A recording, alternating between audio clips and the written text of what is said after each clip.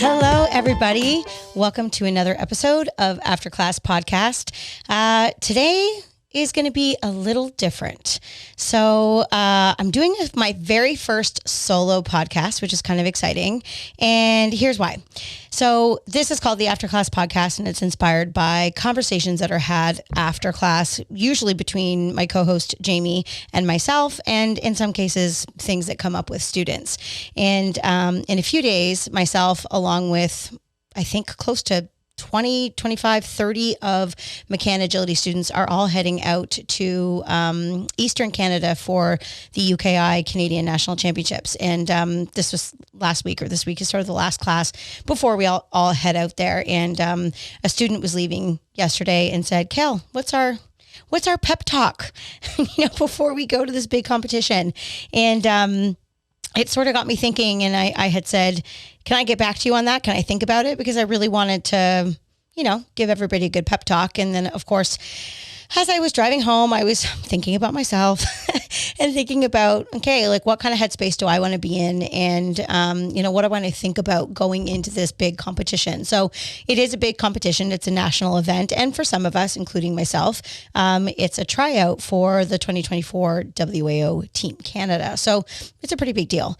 So anyways, as I was settling and going to bed, I just decided to do a brain dump on everything that I was thinking about in terms of my mental space and, how I'm going to navigate myself at the competition, things that I could tell other people to do in terms of, my students and how to get them on board. So anyways, to make a very long introduction shorter, I did a brain dump and I just jotted like a whole whack load of stuff down in a notes app on my phone, which is sometimes how I live my life. So I wanted to share it with you. And, maybe you are driving to a competition right now. Maybe you're also driving to the Canadian Nationals. It's a very long drive. So anyways, here we go. This is going to be your podcast pep talk. Okay. First thing that I have down here is for mental space, evaluate where you're at currently. And for some of us, we live busy lives. We have lots going on. And, for me personally, to prepare for this event, I have to do a lot of things before I have to go. I've got to get my business stuff prepared that I can leave. You got to get dogs that you're not taking off to sitters. Like there's just so many things. So I haven't really had a chance to really think a lot about the competition because I'm just kind of stressed and busy about leaving. And I find that this often is the case for myself. And I would venture to say that many people are the same way. So you end up arriving at these big events where you're supposed to be like, rah, rah, let's go. And you're like kind of tired. So you kind of have to think about that and give yourself a bit of grace and try to get yourself, once you're there, be there, enjoy it, let the other stuff go. And I've done this enough times now that I know this is kind of like the normal thing that happens. Stress. You do the drive, you get there, and then all of a sudden you're like, all right, party on, here we go. And I don't get so worried about that anymore. So if you're feeling a little bit overwhelmed, like you're not really ready to go to a big competition, you got to let that go. And you have to just, don't worry about it. Get excited when you get there. You don't have to be excited now. That's okay. The other thing that I find really helpful is I think as human beings, we think about, a competition, and especially people who have, really high expectations for themselves, or they're, a very type A personality like myself. Often what I do when I think about going to a big event is my brain, unfortunately, sometimes goes to all of the things that could possibly go wrong or could be stressful for me that I may have to navigate, which is unfortunate because it would be, a lot nicer to think about all the good things. But what I have tried to do in these circumstances is think about some of the things that I could potentially find stressful or overwhelming. And I try to find solutions or possible solutions to them before I go. So for example, say, my students have a bad weekend and I feel like I need to help them out. And, sometimes it can be hard if you're a coach listening to this or even a friend and, whoever you're traveling with isn't having a great weekend. Sometimes you can get torn between wanting to be there for them, support them, but then at the same time, you got to kind of think about yourself. So for me, I think about times in which I can be present for others, and then being able to lay down a respectful boundary for when I need to be present for myself. It could be maybe I walk a course and I don't like the course, or I don't feel confident about a section of the course. What am I going to do about that? So just everybody's list is going to be a little bit different. So try and think about things that could potentially stress you out or negatively impact you, and try to think of a possible solution, because it's much easier to problem solve when you already have the answer than to be in an emotional, stressful state and then try to figure out what the heck you're going to do about it. So I find that to be really helpful. And that's something that I do before every big event. Where do you have good mental game? Oh, I like this one, if I do say so myself. So if you're somebody that can train well on your own, and you can have good headspace and you enjoy yourself and you're relaxed and you have fun, maybe you're in class and you can kind of adopt the same type of nature. Maybe you can do that in local trials as well, but then you go to some bigger events that have a little bit more, importance on the line, and you don't seem to have that same mindset. Try to think about why you're more relaxed. And if it's just the pressure, you need to think about why is the pressure the thing that makes you do more poorly, or makes you second guess yourself, or makes you lose confidence. If you're able to do amazing things in practice, if you're able to be bold and send your dog to go get that entry, or, you take risks or whatever it might be, you need to find it in yourself to be able to do that in competition, because there's no reason other than mental pressure that your dog doesn't suddenly have less skills when you get there. You don't suddenly have less skills when you get there. You're exactly the same person, exactly the same skill set, exactly the same dog. So there really shouldn't be a reason, technically speaking, why you shouldn't be able to replicate it. The only thing that stops you from doing that is your mental game and your self-confidence. So what I'm getting at here is what I try to do. And again, this isn't for everybody. I'm just going to sort of share with you some suggestions and some things that I do after competing for a very, very, very, very long time at a very high level. Is for me, if I can get myself into a more relaxed state, which means like between runs, I'm going to be a little social. I'm going to laugh and be silly with my friends. I'm going to take my dog out for a walk. I'm going to, go and do the warm-up jump, and, try to just not be too serious about what I'm doing. The best advice that I can give other people and that I give myself, which is so hard for people to do unless they internally believe it themselves, is to just care a little less about what you're doing. And this is coming from one of the most competitive people that you will ever meet. I am super competitive. I want to be the very best. I want to win it all. Let's just get that straight for sure. But at the same time, I know from my own experience that if I get too in my head about results or winning or going clear in every round, or, oh my God, what if I don't make the team? All of these things, I will shit the bed. That is what will happen, because I'm just not being my relaxed self. I perform my best when I am in the same state of mind as I am all of the other times that I perform my best, which is in my arena, which is, at the local trials when I don't really care about the results too much. When I don't care, that's when I do the best. So that's what I try to think about replicating. Hopefully that's helpful to you. Mental game throughout the day. I just had written here, during the day mental space. So when you go to a competition like the one that we're going to, it's 4 or 5 days long. And man, it's a long haul. That's a long time to stay mentally focused. So again, something that I've learned, and I have to remind myself of this sometimes, is I allow myself to shut off a little bit when I know I have an extended period of time when I don't really need to be paying attention to something.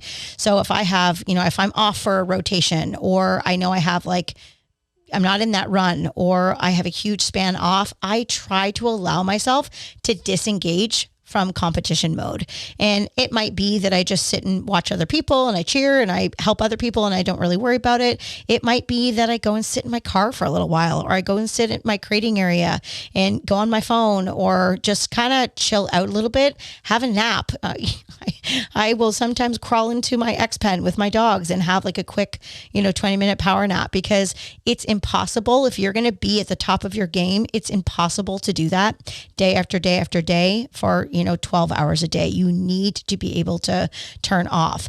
And then you also need to know how much time do you need to get yourself up to like the state that you need to be in before you go. Because although you want to be chill and you want to be relaxed, you want to be cool as cucumber, all these things that I'm saying, you also need to be fierce and you also need to be ready to go.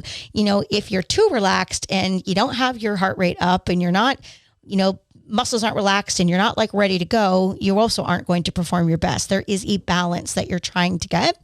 So for me, it takes me probably like a good half hour to go from like snooze down to like, let's go. So, and I need to do some things to wake up. I need to get up and I need to be mobile. And I like to get my dog out as well. I'll do some warm up exercises, or I'll go and like look at the course again and do my little finger agility where I'm like reminding myself of all my steps and all of my little tiny little things that I can't miss on course that are super important. I try to really think about that, and I need to take time. It's hard if I'm like, oh my gosh, I'm in, I have to get really ready really fast. I don't do well. I need time to kind of get ready. And I would venture to say that many people are the same way. So you kind of need to think about, okay, I'm going to shut off. How much time do I need to get like on the right track here? 2 minutes before your run. So there's a mental space that you're going to be in, like, as you start to get closer, maybe when your class starts or you're like 30, 40 dogs away. And then there's also a different mindset that you're going to take when you're like a couple dogs away, 2 minutes away, whatever it might be. And that's when you need to be so I like to get myself more pumped up and excited. And then just before I'm about to go into the ring, I like to try to relax my mind a little bit. And years ago, I came up with a phrase for myself that I come back to all the time. And that's mind calm, body fast. And it's kind of what I was saying before about don't let your mind get too fast. Don't get ahead of yourself, because you're going to make mistakes, mental mistakes on course, but we're not going to lollygag around the course. We are going to go as fucking fast as we possibly can, but we also need to make sure we keep our mind clear and sharp so that we're not missing steps along the way. And I personally find the best runs that I have are the ones where I can really clear my head before I go into the ring and I don't really think about anything. And I'm not putting extra pressure on myself. And where I struggle sometimes, and I'm sure you guys are the same, is, if there's one section on course that like, I'm not 100% sure how I want to handle that. Do I want to do it this way or this way? Or if I'm, concerned about like an off-course tunnel or something like that, if I get too hung up on that, sometimes I might get it right on course, but I might mess up like right after, because my whole mind frame is thinking about that one moment that when it's finished, it's kind of like, yay, I did it. Oh crap. But then there's this thing. So you kind of need to just like wipe your brain clean and just not think about anything. Think about breathing, think about relaxing, think about just what you need to do, get out of your head. And oh man, I would be unstoppable if I could just snap my fingers and get myself into that headspace all of the time. But I can't. I would say that I can do it more often than I can't. But there's lots of times where I just feel a little bit mentally unsettled before I go in the ring. And because I know the feeling so well, I will start to say to myself, okay, you don't feel good, so you need to let it go. You got to shake it off. You need to let it go. Sometimes I can rally, and then sadly, sometimes I can't. And when I leave the ring, because I've off course or I've done something, it's upsetting, because then it's like, damn it, I kind of knew deep down that was going to happen. And if you can be really aware of your feelings and your emotions, I think it is easier to control them and to get yourself into a better mind frame. But you also have to recognize that in this sport, you are not going to be perfect every single time. In fact, that's just not going to happen. If you think that that's a possibility, that's not going to happen. There's too many variables. There's too many things that are going to go wrong, but you can be pretty darn perfect a lot of the time, just not all of the time. So you have to, again, give yourself a bit of grace and focus on the recovery. So again, try to clear my mind. I do stupid things before I go in the ring. I'll sing myself a silly song.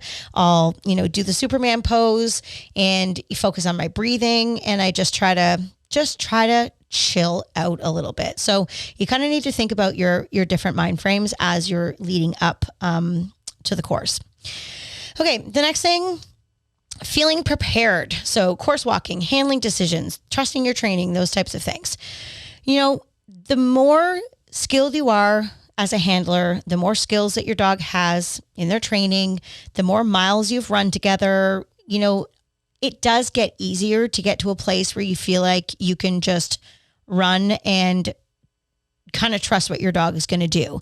I definitely feel that right now. My dog, Beeline, she's a little border collie and she's going to be 7 soon. And, we have many years now together of running big competitions. I would have loved to have more if there wasn't the pandemic in the way with 3 years of not doing anything.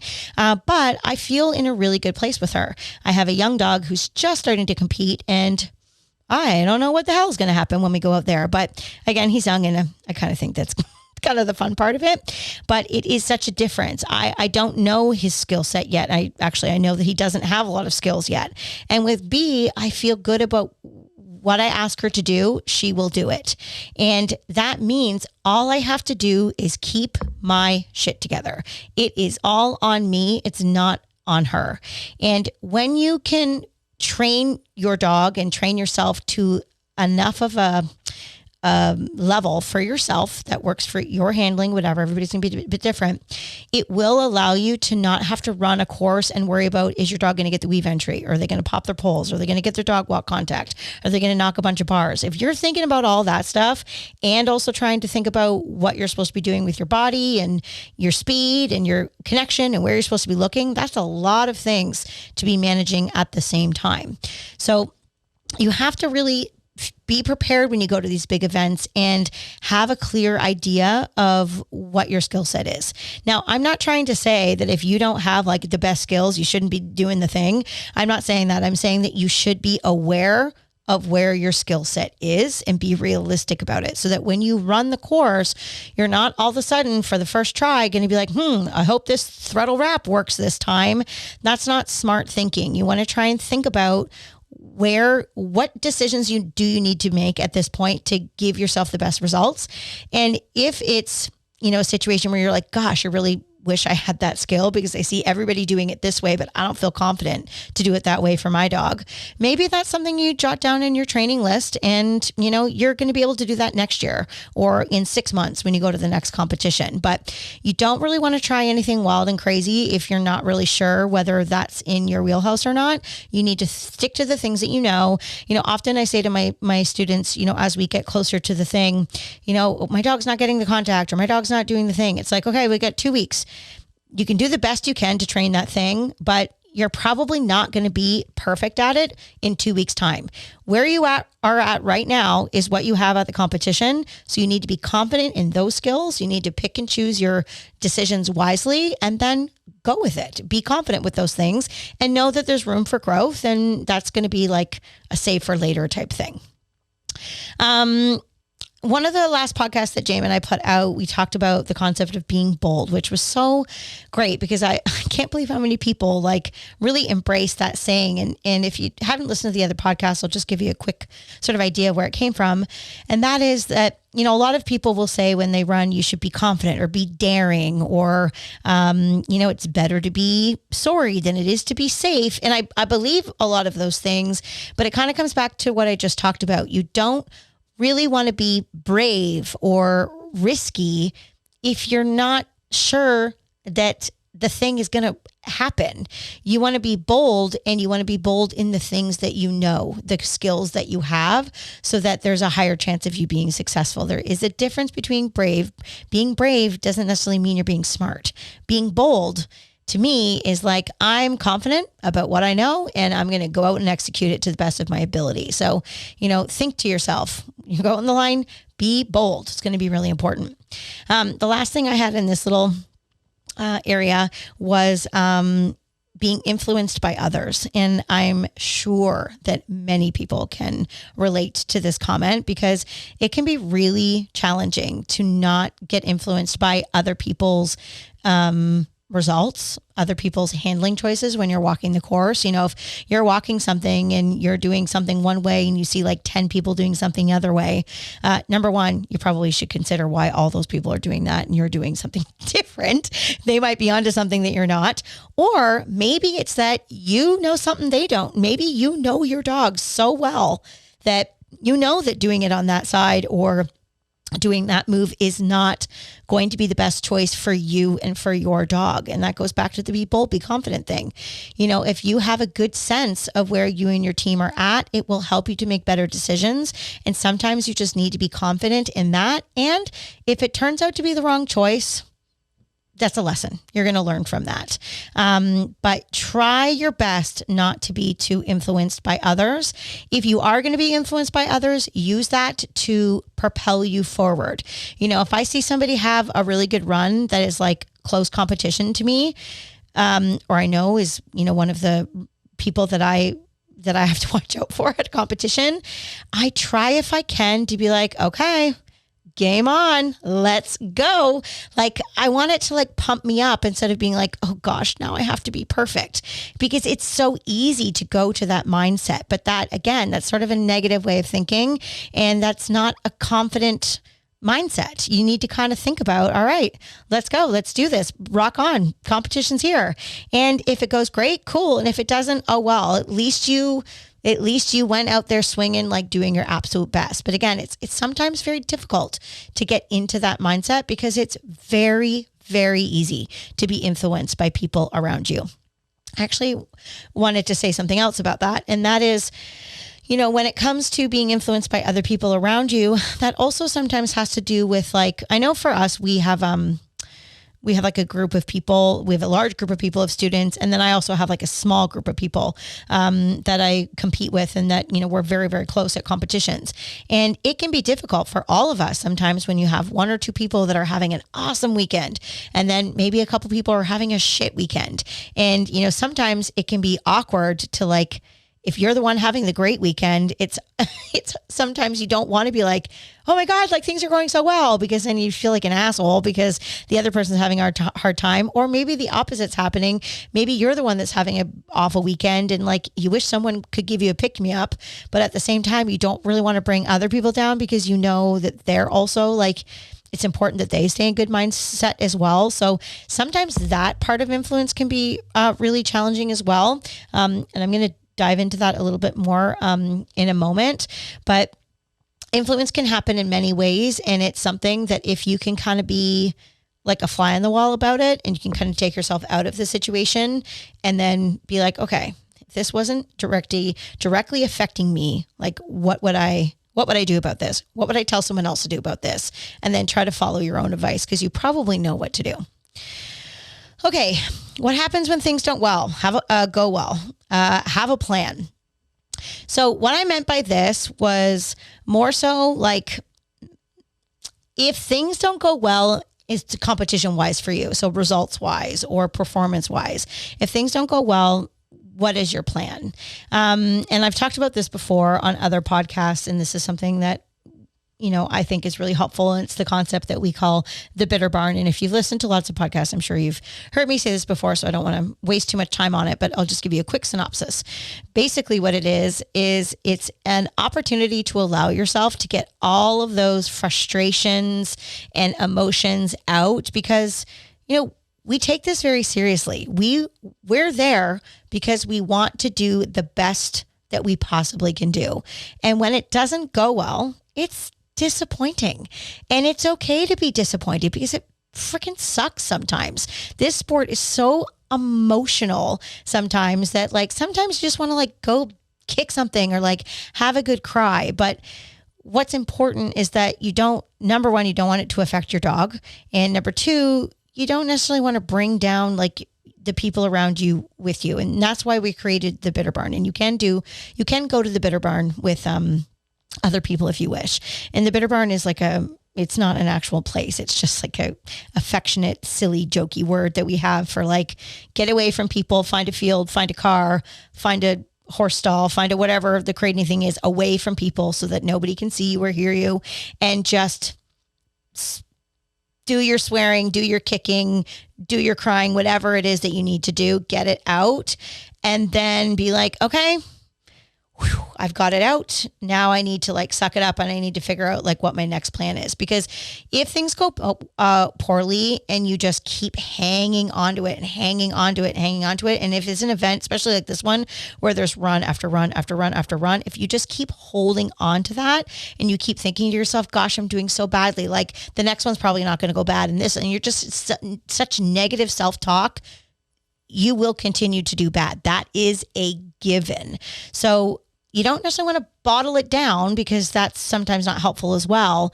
You kind of got to let it out and then move on. And I think I said this before, but you don't want your dog to be part of it. We don't want our dogs thinking that we're mad or worried or upset with them at all. So if you're going to the bitter barn, your dog, is elsewhere, you go do your thing. And then when you return back to rejoin with your dog again, it's happy, joy yourself. People you surround yourself with. So yeah, this is going to be important as well. The people you surround yourself with also can make or break the experience you have at the competition, because as much as agility is a one-to-one, like you and your dog individual sport, it's also extremely communal. There's a lot of people. It's a community. We're all like, think about in a day how many times somebody walks past you and says, hey, how did it go? How was your run? How did it go? And like when it's shit, it's like, there is nothing more irritating in the world than when you have a shit run and it's been like 20 seconds and someone's like, hey, how was your run? Because they either didn't see it or they're like, oh, that's too bad, eh? Or nice try or whatever. I hate that. Like, just don't talk to me. Give me like a couple minutes to like feel sorry for myself. And then we can talk about it. I'm happy to talk about it after. But the worst thing is when you have a bad run and then somebody comes out and they're like, oh yeah, that happened because you did this wrong. It's like, yeah, I fucking know. I got it. I know that. Oh, anyways, there's some tips for you for talking to people when they come out of the ring. But back to the people, your people kind of need to know how to deal with you when those things happen. So like, our core group that compete together, we know if like somebody has a bad run, we can kind of gauge whether we need to go up and like console, go up and like take the dog and be like, you're going to the bitter barn. I got your dog. I'll walk them out. I'll go play with them. Like, you go do your thing, or like just give the person space and let them go off and like get over themselves or whatever it might be. You kind of have to read that. And if you're not sure, ask. If one of my friends comes out of the run and I'm not sure, I'll say, do you want some space, or are you good, or whatever it be? And then usually it's pretty easy to tell at that point. But communication is really important, especially with the people that you're close with.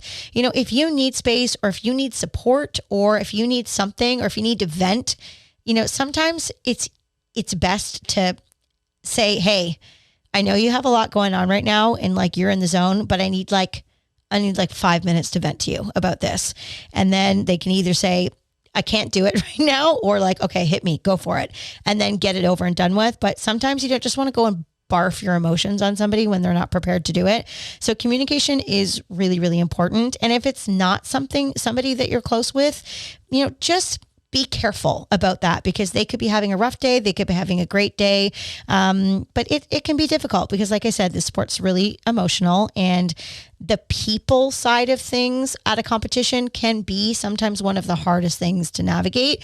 So you kind of have to have a good sense of self, and you also need to make sure that you're respectful and aware of others, so that, the way that you would want to be treated, you're doing the same for yourself. Okay, I'm going to start to wrap things up. And something I sort of said this a little bit earlier, but I said like, try not to care so much. And, sometimes what happens is you have to realize that at the end of the day, this is a fun thing that we do. And for a lot of us, it's, our not even just a hobby. It's like our life. It's like the thing that we do. It's something that we hold a lot of importance in. It's, the sport, we put hours and hours and hours of dedication and training into what we do with these dogs in this event. Like this is a big deal. We put a lot of work into it, but at the same time, it's also only agility. And sometimes when you're in a weekend and you're either riding high or it's not going so well, it like sometimes in that moment feels like it's going to last forever. And like, this is like the worst, like you've just never felt so bad, or sometimes it just like the feelings feel so real. But then, 2 weeks later, you're at another event, or you're at, your friend's birthday party, or you're watching your kids' swimming lessons.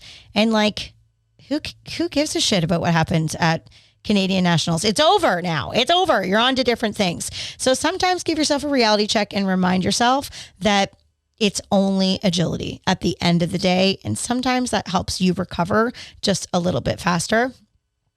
I'm going to read this next point to you because it's funny. I literally just barfed this stuff down on the page. It's funny. Be competitive, have an edge, but don't let it make you be an asshole. That's literally what I wrote.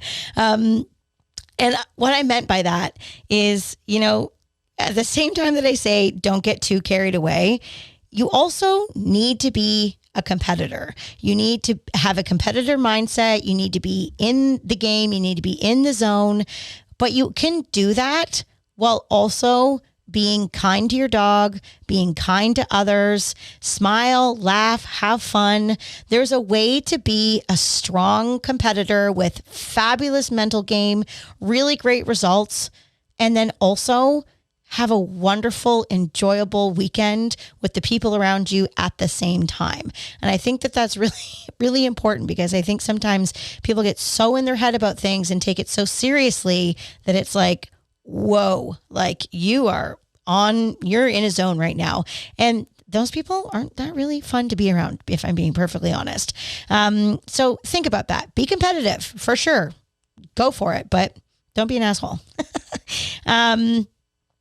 Dogs, they're only as good as we make them. So you need to remember that if things aren't going well and you are upset with your dog or whatever, like that's on you, babe. The dogs are really only as good as we make them. It's down to our training. It's down to our relationship with them. So, if things aren't going well, it just is what it is. And all you can do is take note of the holes and think about what your next 2, 6, 12-month period of training is going to be in order to get the results that you're looking for. So you need to remember.